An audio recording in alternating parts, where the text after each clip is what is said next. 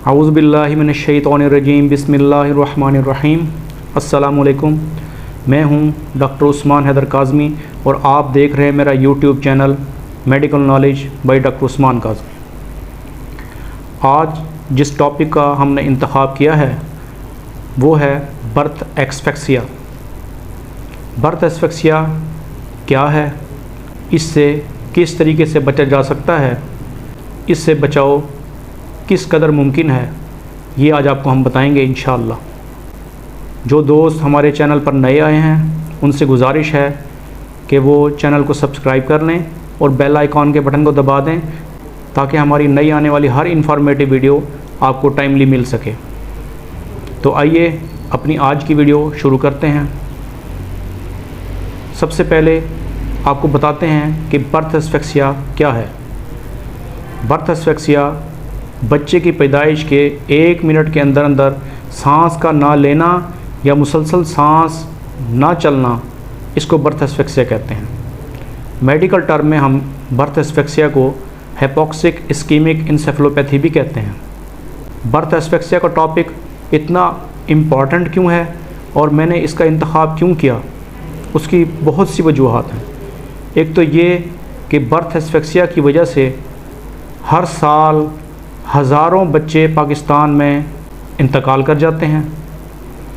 पाकिस्तान में infant mortality rate दुनिया के तमाम ममालिक से तकरीबन ज़्यादा है, जो कि हमारे लिए बहुत बड़ा मसला है। बर्थ एस्फिक्सिया से ना सिर्फ अमवात होती हैं बल्कि डिसेबिलिटीज़ भी होती हैं।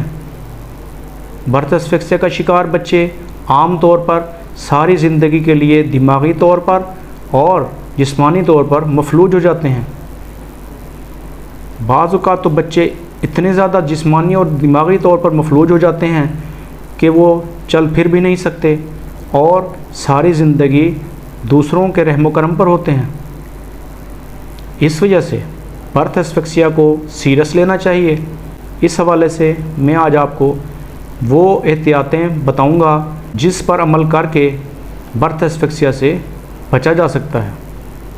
क्योंकि जब बर्थ एस्फिक्सिया हो गया तो उसके बाद कुछ ना कुछ डिसेबिलिटीज़ बच्चे में लाजमी रह जाती हैं।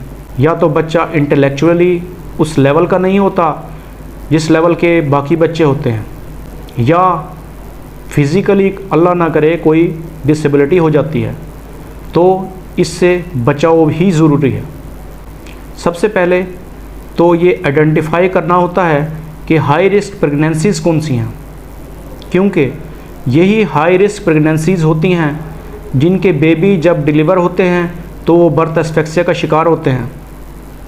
ऐसी हाई रिस्क प्रेगनेंसीज़ को आइडेंटिफाई किया जाए, उनको प्रॉपर रेफ़र किया जाए और ऐसे इंस्टीट्यूट्स में रेफ़र किया जाए जिनमें न्यूनेटल यूनिट हो और वहाँ पर कॉम्पिटेंट डॉक्टर्स हों।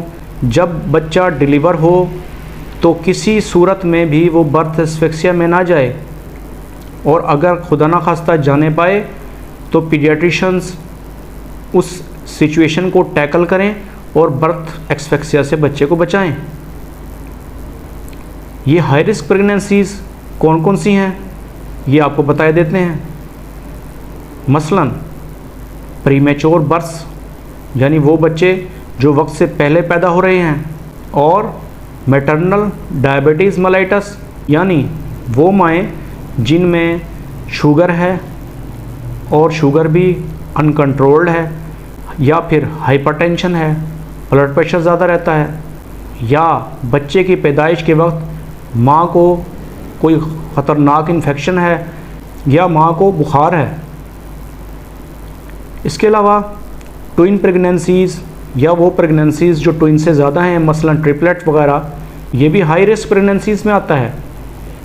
और प्रोलॉन्ग लेबर, ऐसी लेबर जो तकरीबन 18 घंटे से ज़्यादा लंबी हो गई है, वो भी, या during the time of delivery forceps delivery की ज़रूरत पड़ेगी, सी सेक्शन वाली डिलीवरीज़, और ऐसी ख़वातीन जिनको डिलीवरी के दौरान या डिलीवरी से पहले ब्लीडिंग स्टार्ट हो गई हो, यानी ये तमाम हाई रिस्क प्रेगनेंसीज़ हैं। और इनको रेफ़र होना चाहिए, और रेफ़र भी अच्छे सेंटर में होना चाहिए जहाँ पर पीडियाट्रिशियन मौजूद हो।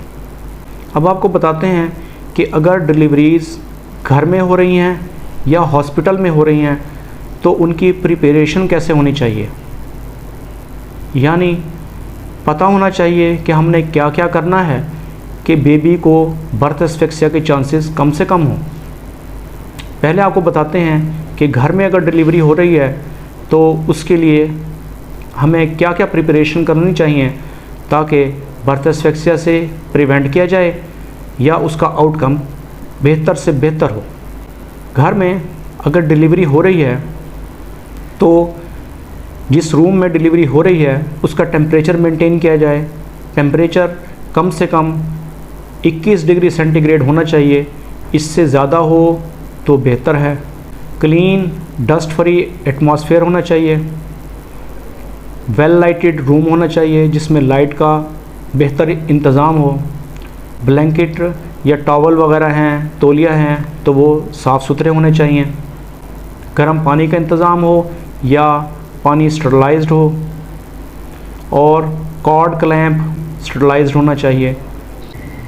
उसके अलावा म्यूकस एक्सट्रैक्टर होना चाहिए ताकि बेबी के अगर मुंह में कोई झाग वगैरह हैं तो उनको सक किया जाए। उसके अलावा एंटीसेप्टिक्स भी होने चाहिए। ये तो वो अशियाँ हैं जो घर में डिलीवरी की सूरत में अवेलेबल होनी चाहिए, और जो मिडवाइफ डिलीवर कर रही है वो भी फुली ट्रेंड हो, और अगर पॉसिबल हो तो किसी लेडी डॉक्टर से ही डिलीवरी करवाई जाए।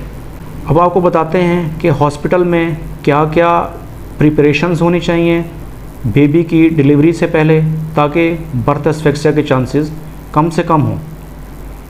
नंबर 1, लेबर रूम वार्म होना चाहिए, रेडिएंट वार्मर होना चाहिए ताकि अगर बेबी को ठंड लग रही है तो उसका टेम्परेचर मेंटेन किया जाए।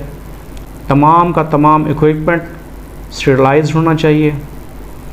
रिसेसिटेशन नेसेसिटीज़ होनी ज़रूरी हैं जैसा कि oxygen, Ambu bag, airways, laryngoscope, spare bulbs and batteries, endotracheal tube, और इसके साथ साथ रिसेसिटेशन की जो दवाइयां हैं जैसे कि 10% डेक्सट्रोज वाटर और एड्रेनालिन वगैरह। और बेहतर है कि हॉस्पिटल में पीडियाट्रिशियन भी मौजूद हो ताकि किसी भी किस्म की इमरजेंसी की सूरत में वो बर्थ एस्फिक्सिया को हैंडल भी करे। अगर इन हिदायत पर अमल किया जाए तो हम अपने मुल्क में बहुत से बच्चों को बर्थ एस्फिक्सिया यानी हिपोक्सिक इस्कीमिक इंसेफेलोपैथी से बचा सकते हैं, जिससे वो सारी ज़िंदगी के लिए माजूर होने से बच सकते हैं। उम्मीद है कि आपको आज की वीडियो पसंद आई होगी। अगर वीडियो पसंद आई है तो लाइक के बटन को दबा दें और चैनल सब्सक्राइब कर दें ताकि हर नई आने वाली इन्फॉर्मेटिव वीडियो आपको वक्त मिल सके। इस दुआ के साथ कि अल्लाह आपका, हमारा और पाकिस्तान का हामी व नासिर हो। मुझे इजाज़त दीजिए। अल्लाह हाफ़िज़।